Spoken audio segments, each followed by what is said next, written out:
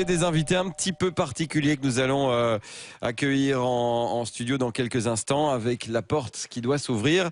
Et nous avons Loïc Notet et Axel Hirsou qui vont s'installer. Bonjour les garçons, venez, installez-vous, prenez un casque, prenez un micro. Vous pouvez voir sur le Live Center sur vivaforlive.be le rentrer en studio. Les deux garçons, je vous en prie, installez-vous, Loïc, il n'y a pas de souci, Axel est déjà en place. Voilà.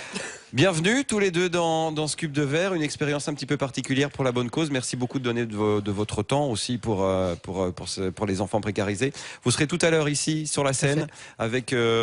attendez, c'est quel micro que vous avez parce que j'ai pas vu, c'est le vert, voilà. Parce qu'à un moment, on est un petit peu fatigué, on voit plus très clair, on sait plus comment on s'appelle, mais tout va bien. Vous serez là pour la bonne cause, pour donner de votre temps et de votre talent aussi, parce que vous êtes tous les deux des talents de The Voice. Vous êtes issus de cette école télé-crochet de la RTBF. Vous avez déjà pu discuter de cette expérience que vous avez vécue tous les deux, expérience commune finalement. On s'est croisés par la force des choses vu qu'on habite dans la même ville, donc on a pu en discuter et puis voilà. Et puis maintenant, moi je lui souhaite tout le meilleur avec tout ce qui l'attend et que moi j'ai vécu cette année et voilà. Oui. Alors on va replacer un petit peu toutes les pièces du puzzle dans le bon ordre. Axel Hirsou nous a représenté à l'Eurovision avec ceci.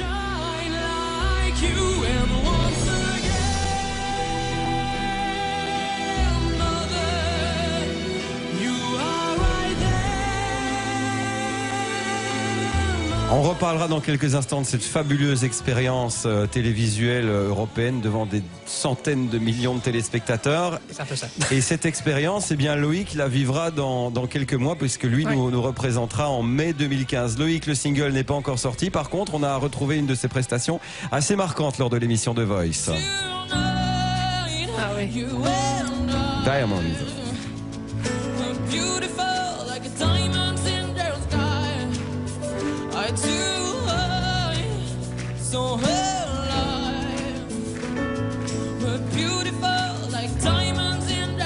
Alors, ce qui est assez paradoxal tous les deux, c'est que vous n'avez pas gagné ni l'un ni l'autre The Voice, mais que vous allez représenter la Belgique francophone dans le show musical télévisé le plus regardé en Europe, devant des centaines de millions de téléspectateurs. C'est quand même dingue, c'est paradoxal ce truc.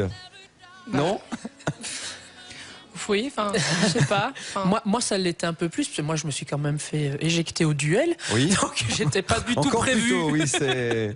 Donc, n'était pas du tout prévu que je me retrouve là-dedans. Mais après, le chemin musical continue et je me suis retrouvé à l'Eurovision en Flandre. Et qui vous a inscrit en fait à l'Eurovision en Flandre? C'était une volonté personnelle ou c'est quelqu'un de votre famille qui vous a poussé en disant vas-y? J'ai un ami qui m'a parlé en me disant la VRT cherche des talents belges pour. Et au départ, je voulais pas parce que moi, je suis pas flamand du tout. Mais vous avez appris le flamand au fur et à mesure. Oui.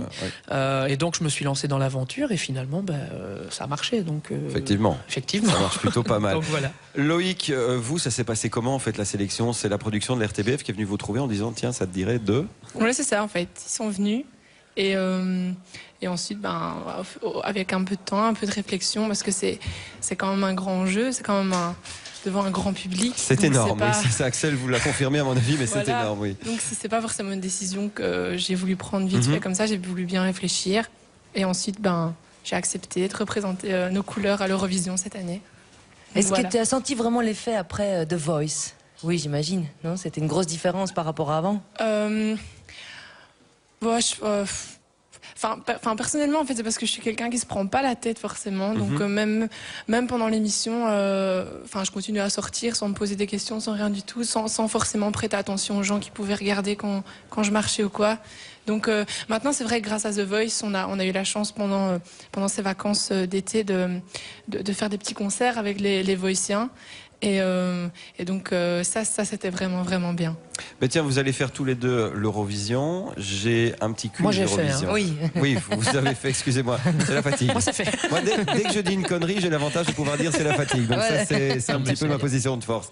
J'ai un petit concours, un petit blind test Eurovision avec que des chanteurs belges qui ont représenté notre pays à un moment ou à un autre. Je peux jouer aussi? Ou non? J'ai pas fait l'Eurovision, moi. Oh, on peut pas, salut. on peut pas. Premier extrait, voici.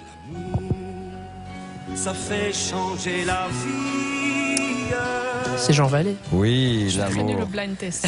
C'est Axel Hirsou qui a déjà un point. Très nul, Deuxième extrait, mais c'est pour du rire. Ok, d'accord. Judy Je connais l'air, mais je vois pas. C'est Pierre Rapsat. Pierre Rapsat avec Julie and C'est Company quelqu'un qui manque beaucoup dans C'est le vrai. paysage musical belge. C'est vrai qu'il a apporté énormément de choses et disparu trop tôt parce que son album devait normalement être lancé en France et malheureusement une maladie l'a emporté un peu trop tôt quand même. Nouvel extrait. Nous on veut des violons et des statues de pierre. T'étais pas né, Loïc. Ah, mais voilà, je suis un petit peu rassurée. alors. Morgane. C'est Morgane, et chanson signée par Claude Barzotti, ça s'appelle Nous on veut des violons. Et puis bon, ça c'est cadeau, là je pense que ça va juste être une question de rapidité. Sandra Kim. Oui, Ah ouais, Sandra Kim, c'est la c'est votre pote en fait, Axel. C'est devenu ma pote, oui. Elle m'a fait la surprise de me dire me voir en concert il y a une semaine à Leuven et ça m'a fait super plaisir et on s'échange beaucoup de messages et elle est de bons conseils pour tout ce que je fais en tout cas. Et puis, dernier extrait.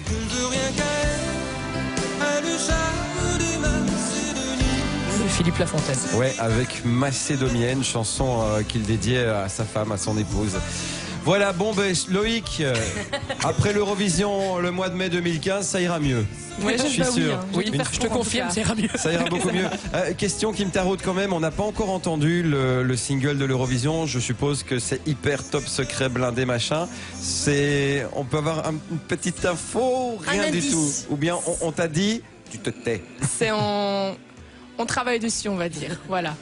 D'accord. On travaille. Français, anglais, néerlandais. Anglais. Anglais. Voilà. D'accord, à découvrir donc bien avant le mois de mai prochain, mais donc il nous défendra tout à l'heure. Tout à l'heure. C'est la fatigue. C'est ce que je disais. C'est la fatigue. Tu es pardonné, Raph. Oui, merci beaucoup. Merci les garçons d'être venus. On vous retrouve tout à l'heure à partir de 19h30 ici pour le grand concert de Voice avec les coachs aussi tout à l'heure ici en direct et ce sera gratuit sur le web également sur vivaforlife.be et gratuit aussi sur la place Saint-Étienne si vous êtes là bien nombreux. Merci les garçons, on vous Merci à vous, embrasse vous et bonne merde pour la suite pour le mois de mai. Un gros bisou. C'est gentil.